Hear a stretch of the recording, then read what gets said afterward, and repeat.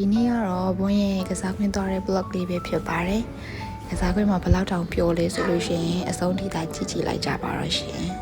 ။ကစားခွင့်သွားလို့ရတဲ့အရွယ်ရောက်ပြီဖြစ်တဲ့အတွက်ကြောင့်မို့လို့ကိုဘွန်းရဲ့ဒါကတော့ first experience ပါ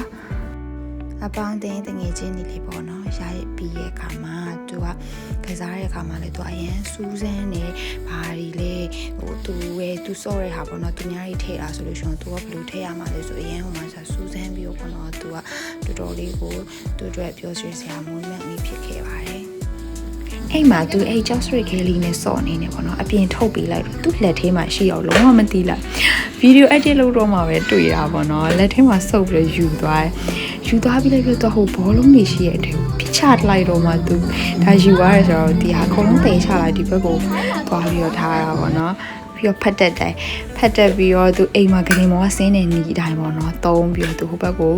စင်းချသွားတယ်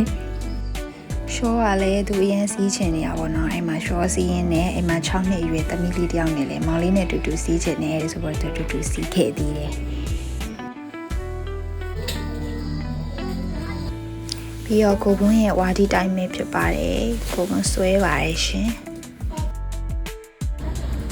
ပြီးရင်တော့အိမ်ပြန်ပါပြီရှင်အိမ်ပြန်တဲ့လမ်းမှာလမ်းလျှောက်ချင်လို့တစ်ပတ်လောက်ပတ်ပြီးတော့သူလျှောက်ခဲ့ရပါသေးတယ်အိမ်ပြန်တော့ကားပေါ်မှာလူကဖလက်ပြပြီးတော့အိမ်လေးရောက်တော့ရေချိုးပြီးတော့တန်းအိတ်သွားတယ်ကိုဘွန်းလေးပဲဖြစ်ပါတယ်အဆုံးထိကြည့်ပြီးကြလို့ကျေးဇူးတင်ပါတယ်ရှင်ဘိုင်ဘိုင်